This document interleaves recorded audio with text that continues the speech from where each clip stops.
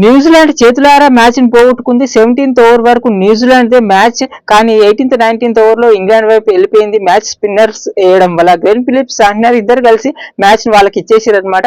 మరి దాదాపు 38 రన్స్ వరకు ఇచ్చారు ఆ 2 ఓవర్లోనే. లాస్ట్ 3 ఓవర్స్ కి 44 రన్స్ కొట్టాలి ఇంగ్లాండ్.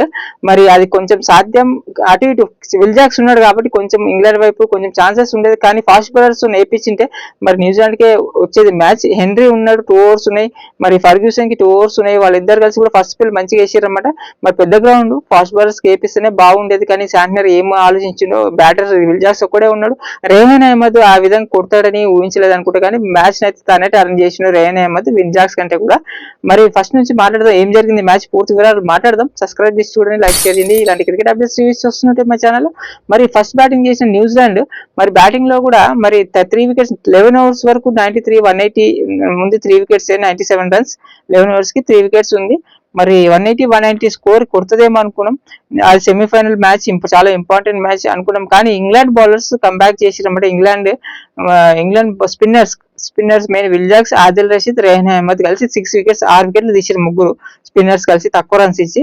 అప్పుడు న్యూజిలాండ్ మరి 160 లోపట్నే ప్యాక్ చేసారు అని 160 వరకే చేయగలిగింది. ఆ స్పిన్ బౌలింగ్ దాటికి న్యూజిలాండ్ బ్యాటింగ్ సరిగా రన్స్ చేయలేకపోయింది, అనుకున్న స్కోర్ చేయలేకపోయింది. కానీ మరి ఇంగ్లాండ్ బ్యాటింగ్ విషయానికి వస్తే మరి ఫస్ట్ ఈ సిరీస్ మొత్తం కూడా జాస్ బట్లర్ అసలు సరిగా ఆడలేదు. ఏ ఒక్క మ్యాచ్ కూడా రన్స్ చేయలేదు.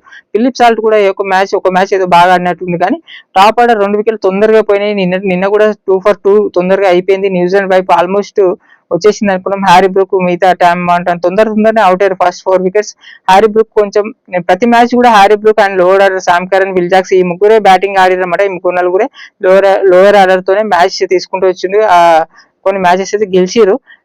ఇంగ్లాండ్ టాప్ ఆర్డర్ అయితే లేదు. కానీ బ్యాటింగ్ లో నిన్న ఓడిపోతుంది అనుకోవడం, ఎందుకంటే హ్యారీ బ్రూక్ కూడా అవుట్ అయిపోయిండు. న్యూజిలాండ్ మ్యాచ్ ఆల్మోస్ట్ అనుకున్నాం. విల్ జాక్స్ కోర్స్ అక్కడ ఉన్నాడు. కానీ ఈ విధంగా అయితే అనుకోలే వాళ్ళు. సెమీఫైనల్ ఉండేది. పాకిస్తాన్ కి ఇంకో ఛాన్స్ ఇచ్చినట్టు అయిపోయింది. వాళ్ళు పాకిస్తాన్ కి అవకాశం ఇచ్చారు సెమీఫైనల్ కి మ్యాచ్ ఉన్నట్టు. మంచిగా న్యూజిలాండ్ మంచి సెట్ అయిపోయింది సెమీఫైనల్ లో.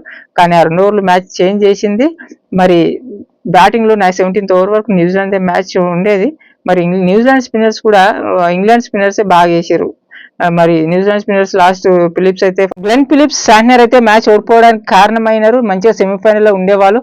మరి పాకిస్తాన్ కి ఇంకో అవకాశం ఇచ్చినట్టు అయిపోయింది. మరి ఇప్పటి వరకు సెమీఫైనల్స్ అయితే ఫిక్స్ కాలేదు. Match India West Indies match last super eight లో లాస్ట్ మ్యాచ్ తోని తెలుస్తుంది అనమాట. ఇప్పుడైతే 2 సౌత్ ఆఫ్రికా ఒకటి, ఇక్కడ గ్రూప్ నుంచి ఇంగ్లాండ్ ఒకటే, 2 టీంలే ఫిక్స్ అనమాట. ఇంకా మిగతా 2 టీంలు రేపు సండే ఇండియా మ్యాచ్ తోని తేలుతుంది. మరి ఇండియా మ్యాచ్ కూడా వెస్టిండీస్ అయితే కొడుతుంది. వెస్టిండీస్ కొట్టి ఎవరు గెలిస్తే వాళ్ళు సెమీఫైనల్ కి వస్తుంది. ఇండియా గెలుస్తుంది. కానీ ఒక్క వెస్టిండీస్ ఏం కోరుకుంటుందంటే వర్షం పడతాయి.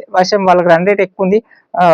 రన్ రేట్ వల్ల రావాలంటే వాళ్ళు ఆడటం కంటే కూడా వర్షం పడాలని కోరుకుంటారు వెస్టిండీస్. ఎందుకంటే వాళ్ళకి ఇండియా కంటే బెటర్ రన్ రేట్ ఉంది. వర్షం పడి మ్యాచ్ ఇదైపోతే రద్దయితే వాళ్ళు అదొకటి కోరుకుంటారు. ఇలాంటి క్రికెట్ అప్డేట్స్ చెప్తూనే ఉంటాను. క్రికెట్ పైన రివ్యూస్ ప్లీజ్ సబ్స్క్రైబ్ చేయండి, లైక్ షేర్ చేయండి. మరో అప్డేట్తో మళ్ళీ వస్తాను. Thank you.